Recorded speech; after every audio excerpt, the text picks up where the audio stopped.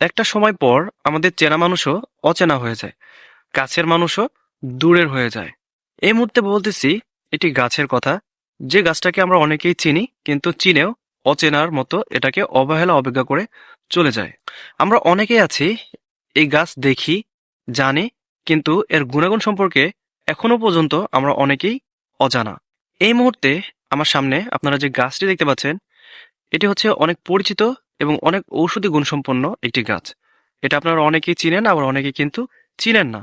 অনেকেই এর গুণ সম্পর্কেও কিন্তু জানেন। আমাদের গ্রাম বাংলায় প্রাচীনকাল থেকেই এই গাছটি ঔষধি গাছ হিসেবে ব্যবহার করা হয়ে আসছে, কিন্তু বর্তমান সময়ে এই গাছকে আমরা অনেকে অবহেলা করছি, অবজ্ঞা করছি এবং এর ব্যবহারটাও বাদ দিয়ে দিয়েছি। এই একটি গাছের মধ্যে রয়েছে অসংখ্য গুণ। এই মুহূর্তে যে গাছটি দেখতে পাচ্ছেন, এই গাছটির বৈজ্ঞানিক নাম হচ্ছে লিপিয়া অ্যালবা। এটাকে গ্রামে অনেকেই অনেক নামে চিনে থাকে। এটাকে কেউ মটমটিয়া গাছ বলে, আবার কেউ এটাকে বন তুলসী বলেও চিনে, আবার কেউ এটাকে বন পুদিনা বলেও কিন্তু চিনে থাকে। কারণ মটমটি বলা হয়ে থাকে কারণ এর যে কাণ্ড আছে, এটা যখন ভাঙা হয় তখন এখান থেকে মটমট শব্দ হয়, যার কারণে অনেকে এটাকে মটমটিয়া গাছ বলে চিনে থাকে। বন পুদিনা বলার কারণ পুদিনা পাতার যে গন্ধ, এই গাছটার পাতা থেকেও কিন্তু সেম ওইরকম গন্ধ বের হয়, যার কারণে অনেকে এটাকে বন পুদিনা বলে এবং অনেকে এটাকে বন তুলসী বলে, কারণ এর পাতার গন্ধ কিছুটা তুলসী পাতার মতো, যার কারণে অনেকে এটাকে বন তুলসী বলেও চিনে থাকে। এই মটমটিয়া গাছের যে এত গুণ, এত শক্তি, এত রোগ প্রতিরোধ ক্ষমতা এর ভিতরে রয়েছে, এটা আমরা অনেকে জানার পরেও এখনো কিন্তু অবহেলা করে যাচ্ছে। চলুন এর গুণ সম্পর্কে জেনে নিই। কি কি কাজ এটা ব্যবহৃত হয় এবং এটার কারণে কি কি রোগ প্রতিরোধ করা সম্ভব। এই মটমটিয়া পাতার রস এবং ফুল মানবদেহের বিভিন্ন ধরনের রোগ নিরাময় করতে ব্যবহার করা হয়ে থাকে।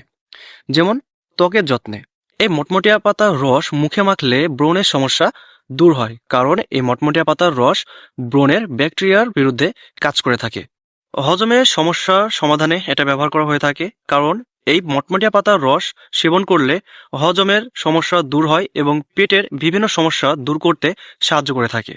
সর্দি কাশির জন্য এটা কাজ করে থাকে। এই মটমটিয়া পাতার রস এবং এর ফুলের রস অথবা মটমটিয়ার পাতার চা যদি খাওয়া হয়, তাহলে যতই পুরনো সর্দি কাশি হোক না কেন সেটা সারাতে সাহায্য করে এবং ঠান্ডার সময় এই মটমটিয়া পাতার রস এবং এর ফুলের রস দুর্দান্ত কাজ করে। লিভার জনিত সমস্যায় এটা ব্যবহার করা হয়ে থাকে। লিভারে যদি কোনো সমস্যা হয়ে থাকে লিভার জনিত, তাহলে এই মটমটিয়া পাতার রস যদি সেবন করা হয় তাহলে লিভার জনিত যে সমস্যা, সেই সমস্যা দূর হয়।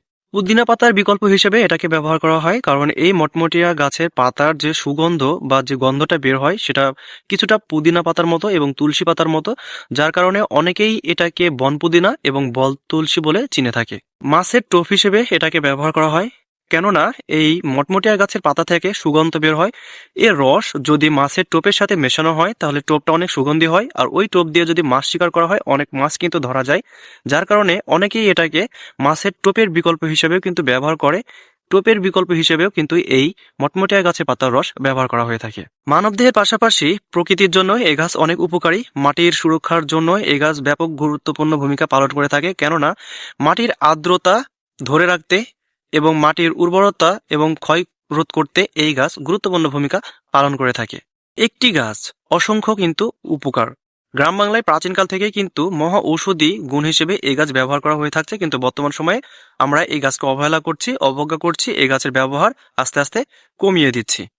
যেহেতু এটা একটি ভেষজ উদ্ভিদ, তাই এটি ব্যবহারের আগে অবশ্যই বিশেষজ্ঞের পরামর্শ নেবেন। ঠিক এই মটমটিয়া গাছের মতোই প্রকৃতির মাঝে আরো অনেক ঔষধি গুণসম্পন্ন গাছ লুকিয়ে আছে, যেগুলো সম্পর্কে আমরা অনেকেই এখন পর্যন্ত অজানা।